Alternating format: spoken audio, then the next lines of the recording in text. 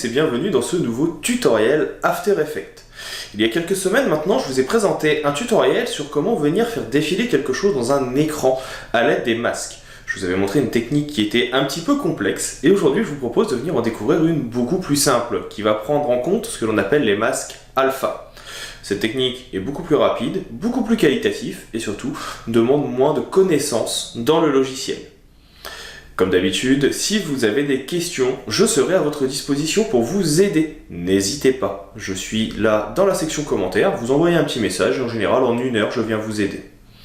Si la vidéo vous a plu, vous connaissez la chanson, un petit like, un partage, un abonnement, bref, tout ce qu'il faut pour permettre à celle-ci de se développer. J'espère en tout cas que cette vidéo vous permettra de mieux comprendre les outils d'After Effects et de pouvoir enfin faire ces petits défilements, ces petits effets graphiques et visuels dans vos compositions. Je vous dis maintenant à tout de suite dans le reste de la vidéo.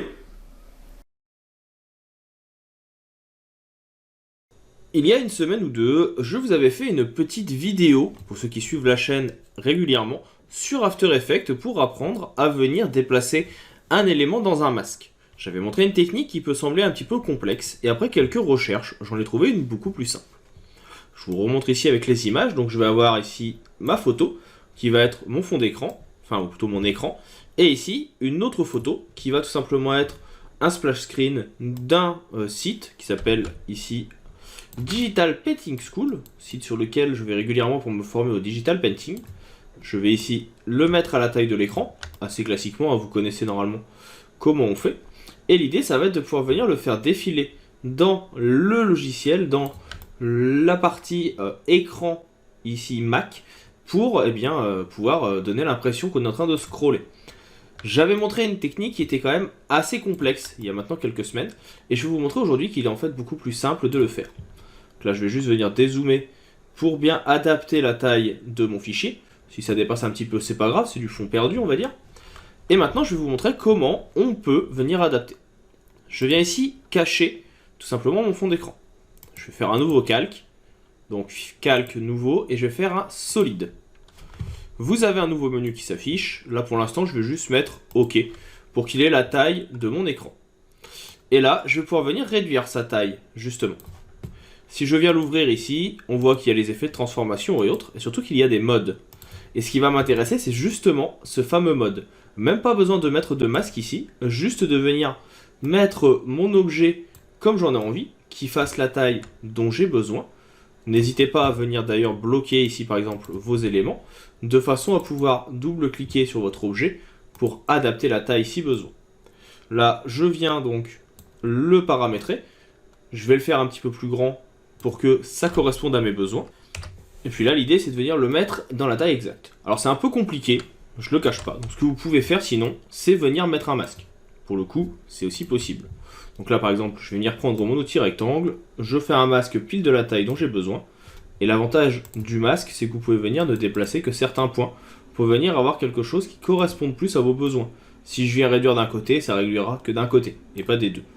Alors, je pense qu'il y a une solution pour ne pas avoir besoin de passer par cette étape, mais dans le doute, je préfère vous le remontrer. Une fois qu'on a ce masque, je vais sélectionner ici mes deux calques. Donc, je vais remettre visible mon calque de fond. Je vais sélectionner mon bleu roi en appuyant sur CTRL. Et je vais faire clic droit, précomposition. Je vais l'appeler défilement. Et je vais cliquer sur OK. On a maintenant une précompo ici qui contient nos éléments. Et si je double-clique, j'ai bien ici ma forme, j'ai bien ici mon texte, ou plutôt ma photo de site. Si je vais dans bleu roi et que je mets maintenant en mode, ici, modèle alpha, eh bien, il ne laissera apparaître du coup que ce qu'il y a en dessous. Ça permet de faire un calque spécialisé dans l'apparition de notre élément.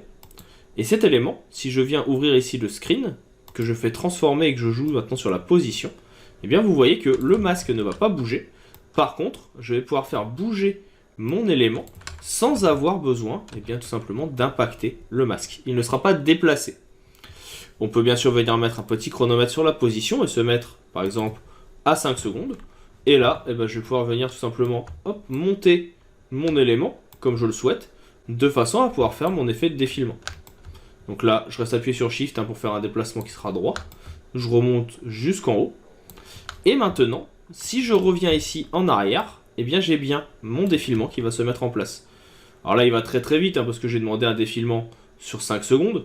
Si vous voulez quelque chose de plus lent, il vous faudra revenir dans la précomposition, élargir forcément là le temps. Là, ça va prendre jusqu'à 10 secondes. Donc là, on va avoir un défilement qui va être beaucoup plus lent. Et bien sûr, vous avez la possibilité de venir jouer sur les courbes. Vous sélectionnez ici vos points. Donc, je vais bien sélectionner les deux, ça sera mieux.